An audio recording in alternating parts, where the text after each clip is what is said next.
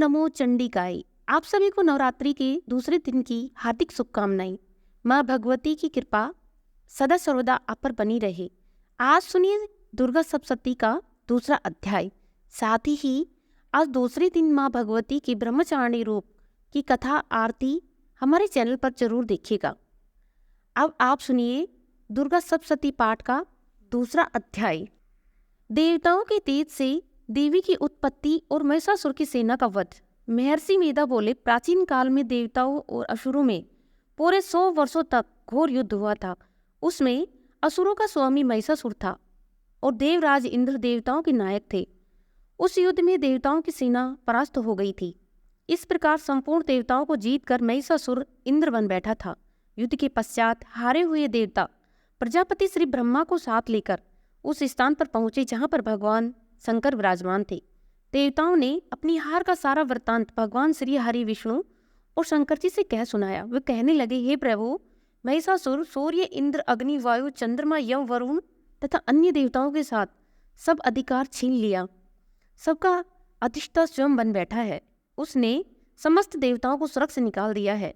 अब वे मनुष्यों की तरह पृथ्वी पर विचर रहे हैं। दैत्यों की सारी करतूतें हमने आपको सुना दी है और हम आपकी शरण में इसलिए आए हैं कि आप उनके वध का कोई उपाय सोचें। देवताओं की बातें सुनकर भगवान श्री हरि विष्णु और शंकर जी को दैत्यों पर बड़ा गुस्सा आया। उनकी बोहें तन गई, आंखें लाल हो गई। गुस्से में भरे हुए भगवान विष्णु की मुख से एक महान तेज प्रकट हुआ और उसी प्रकार का तेज भगवान शंकर, ब्रह्मा और इंद्र आदि दूसरे देवताओं के मुख से भी प्रकट हुआ। फिर वह सारा तेज एक में मिल गया और तेज का वह पुंज ऐसे दिखता था जैसे कि जज्वल्यमान पर्वत हो। देवताओं ने देखा उस पर्वत की ज्वाला चारों ओर फैली हुई थी और देवताओं के स्वरूप से प्रकट हुए तेज की किसी अन्य तेज से तुलना नहीं हो सकती थी। एक स्थान पर एकत्रित होने पर वह तेज एक देवी के रूप में परिवर्तित हो गया और अपने प्रकाश से तीनों लोकों में व्याप्त जान पड़ा। भगवान शंकर का जो तेज था उससे देवी का मुख प्रकट हुआ। यमराज के तेज से उनके सिर के बाल बने। भगवान श्री हरि विष्णु के तेज से उनकी भुजाएं बनी। चंद्रमा के तेज से उनके दोनों स्तन, इंद्र के तेज से मध्य भाग का प्रादुर्भाव हुआ। वरुण के तेज से जंघा और पिंडली तथा पृथ्वी के तेज से नितंब भाग बना। ब्रह्मा के तेज से दोनों चरण और सूर्य के तेज से उनकी उंगलियां बनी। वसुओं के तेज से हाथों की उंगलियां और कुबेर के तेज से नासिका बनी। प्रजापति के तेज से उनके दांत और अग्नि के तेज से उनके तीनों नेत्र बने। संध्या के तेज से उनकी भौहें और वायु के तेज से उनके कान प्रकट हुए। इस प्रकार अन्य देवताओं के तेज से उस देवी का प्रादुर्भाव हुआ था। महिषासुर से पराजित देवता देवी को देखकर अत्यंत प्रसन्न हुए। भगवान शंकर ने अपने त्रिशूल में से एक त्रिशूल निकालकर देवी को दिया और भगवान विष्णु ने अपने चक्र में से एक चक्र निकालकर देवी को दिया। वरुण ने देवी को शंख भेंट किया। अग्नि ने शक्ति दी। वायु ने धनुष और बाण से भरे हुए 2 तरकश दिए। 1000 नेत्रों वाले श्री देवराज इंद्र ने उन्हें अपने वज्र से उत्पन्न करके वज्र दिया और ऐरावत हाथी का एक घंटा उतारकर देवी को भेंट किया। यमराज ने उसे काल दंड से एक दंड देकर दिया। वरुण ने उन्हें पाश दिया। प्रजापति ने स्फटिक की माला दी और ब्रह्मा जी ने उन्हें कमंडल दिया। सूर्य ने देवी के समस्त रोमकूपों में अपनी किरणें ब्रह्मा जी तेज भर दिया। काल ने उन्हें चमकती हुई तलवार और डाल दी। क्षीर सागर ने उज्ज्वल हार और दिव्य वस्त्र भेंट किए। इनके साथ ही उन्हें दिव्य चूड़ामणि, 2 कुंडल, कड़े, उज्ज्वल अर्धचंद्र, बाहों के लिए बाजूबंद, चरणों के लिए नुपुर, गले के लिए सुंदर हंसली और उंगलियों के लिए रत्नों से बनी हुई अंगूठियां भी उन्हें दी गई। विश्वकर्मा ने उनको फरसा दिया। उसके साथ ही कई प्रकार के अस्त्र शस्त्र और अभेद कवच दिए और इसके अतिरिक्त कभी न मुरझाने वाले सुंदर कमलों की माला भेंट की।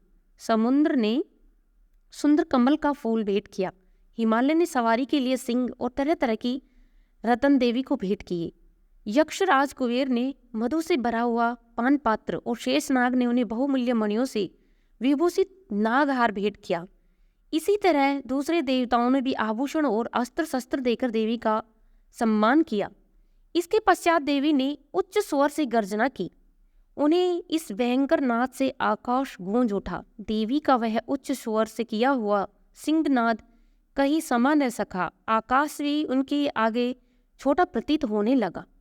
उससे बड़े जोर की प्रतिध्वनि हुई, जिससे समस्त विश्व में हलचल मच गई और समुद्र कांप उठे, पृथ्वी डोलने लगी, सारे पर्वत हिलने लगे। देवताओं ने उस समय प्रसन्न हो सिंहवाहिनी जगतमयी देवी से कहा, हे देवी, आपकी जय हो। आपके साथ महर्षि ने भक्ति भाव से विनम्र होकर उनकी स्तुति की। संपूर्ण त्रैलोक्य को भयभीत देख दैत्यगण अपनी सेनाओं को साथ लेकर और अपनी हथियार आदि सजाकर उठ खड़े हुए। महिषासुर के क्रोध की कोई सीमा नहीं थी। उसने क्रोध में भरकर कहा, यह सब क्या उत्पात है। फिर वह अपनी सेना के साथ उस ओर दौड़ा जिस ओर से भयंकर नाद का शोर सुनाई दिया था, और आगे पहुंचकर उसने देवी को देखा, जो अपनी प्रभा से तीनों लोकों को प्रकाशित कर रही थी। उनके चरणों के भार से पृथ्वी दबी जा रही थी। माथे के मुकुट से आकाश में एक रेखा सी बन रही थी। उनकी धनुष की टंकार से सातों पाताल लोक सुबुद्ध हो रहे थे। देवी अपने शस्त्रों भुजाओं को संपूर्ण दिशाओं में फैलाए खड़ी हुई थी।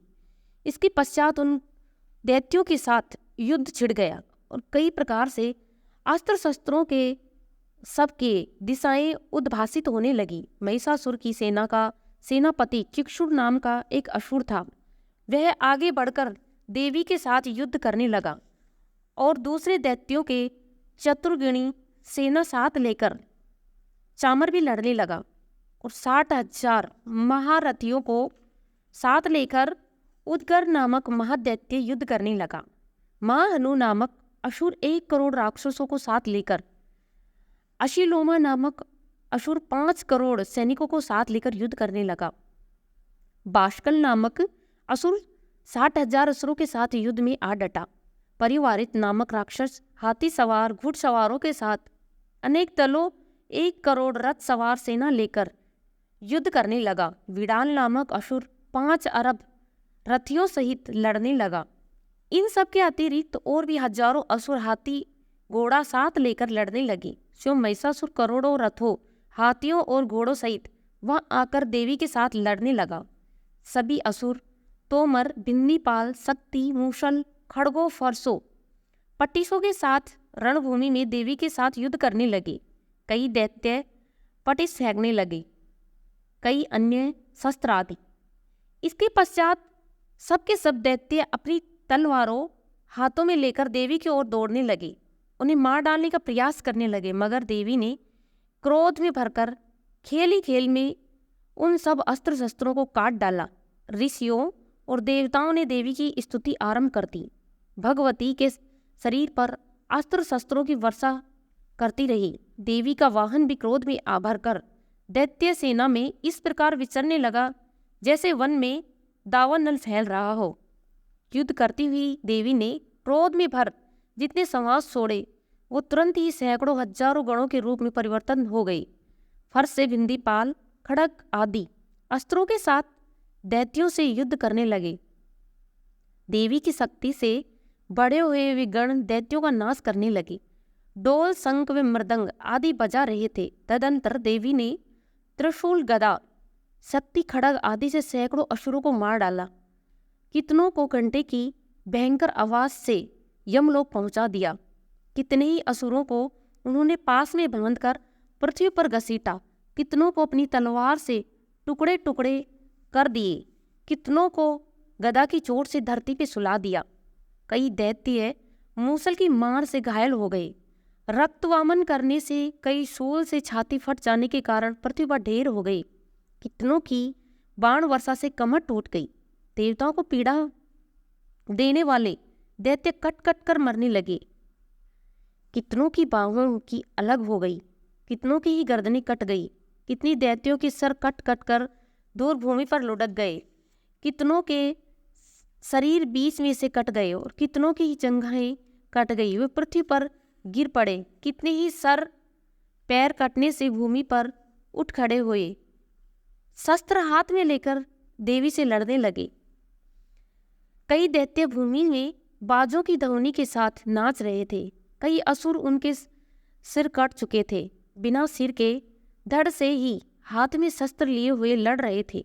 दैत्य रह रहकर ठहरो ठहरो कहकर देवी को युद्ध के लिए ललकार रहे थे। जहाँ पर वह घोर संग्राम हुआ था, वहाँ की भूमि रथ, हाथी, घोड़े और असुरों की लाशों से भरी हुई थी।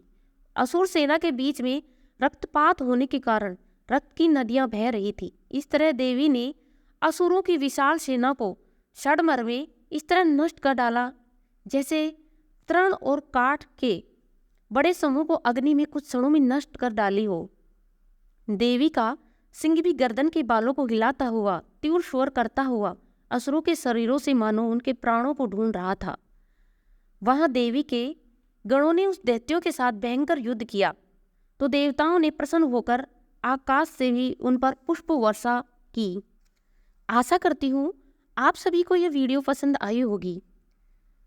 अगर वीडियो पसंद आई हो तो वीडियो को लाइक करें और इसी प्रकार 9 दिनों तक माता रानी सप्तशती के अध्याय सुने। आगे की कथा हम आपको तीसरे अध्याय में सुनाएंगे। तीसरा अध्याय सुनने के लिए चैनल को सब्सक्राइब कर लें, बेल आइकन को प्रेस कर दें ताकि सभी नोटिफिकेशन आप तक पहुंच सके। जय माता दी।